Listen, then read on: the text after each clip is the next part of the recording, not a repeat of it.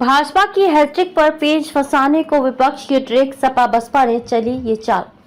राम नगरी अयोध्या की सीमा से लगी है कुश नगरी।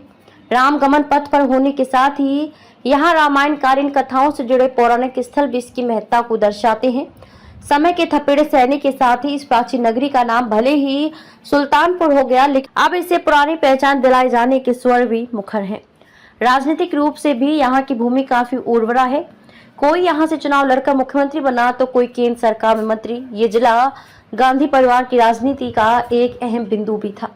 जब अमेठी इस जिले का हिस्सा थी, तब दिल्ली दरबार में हाजिरी लगाने वाले ही ज्यादातर चेहरे राजनीति में चमकते रहे।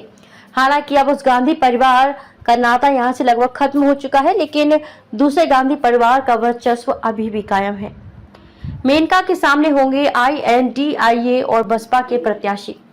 पहले पुत्र वरुण गांधी और फिर मां मेनका गांधी को यहाँ के लोगों ने देश की सबसे बड़ी पंचायत तक पहुंचाने का काम किया। एक बार फिर मेनका गांधी को भाजपा ने चुनावी समर में उतारा है। इनके सामने INDIA और बसपा के प्रत्याशी शामिल होंगे।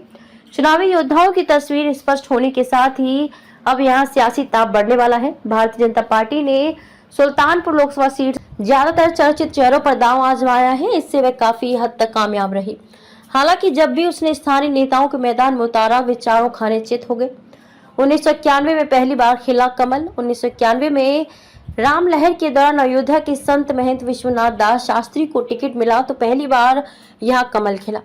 इसके बाद 1996 व 1998 के चुनाव में देवेंद्र बहादुर राय लगातार 2 बार टिकट मिला तो वे भी जीत दर्ज करने में कामयाब रहे। हालांकि इसके बाद 3 चुनावों में भाजपा को शिकस्त का सामना करना पड़ा।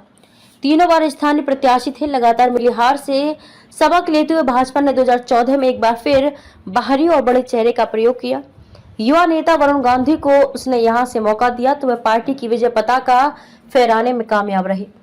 2019 में दोहराया प्रयोग। 2019 के चुनाव में भी भाजपा ने वही प्रयोग दोहराया। पूर्व केंद्रीय मंत्री मेनका गांधी को चुनाव में उतारा, वे भी चुनावी नैया पार लगाने में कामयाब रहे।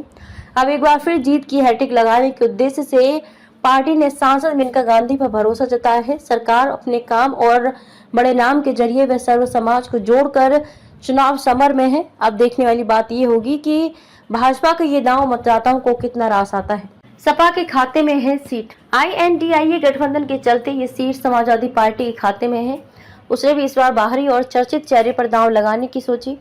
पहले अम्बेडकर नगर के भीम निषाद, फिर गोरखपुर के पूर्व राज्य मंत्री राम भुआल निषाद को प्रत्याशी घोषित कर दिया। राम भुआल मुख्यमंत्री योगी आदित्यनाथ के गढ़ गोरखपुर से 2 बार लोकसभा का चुनाव लड़ चुके हैं। हालांकि टिकट को लेकर पार्टी में यहाँ जिस कदर लामबंदी हुई, ये घातक साबित हो सकता है। कारण प्रत्याशी बदलाव के चलते दूसरा गुट भी नाराज हो सकता है। बहरहाल पार्टी मुखिया अखिलेश यादव ने अपना फैसला सुना दिया है। अब परिणाम क्या होगा ये तो भविष्य तय करेगा।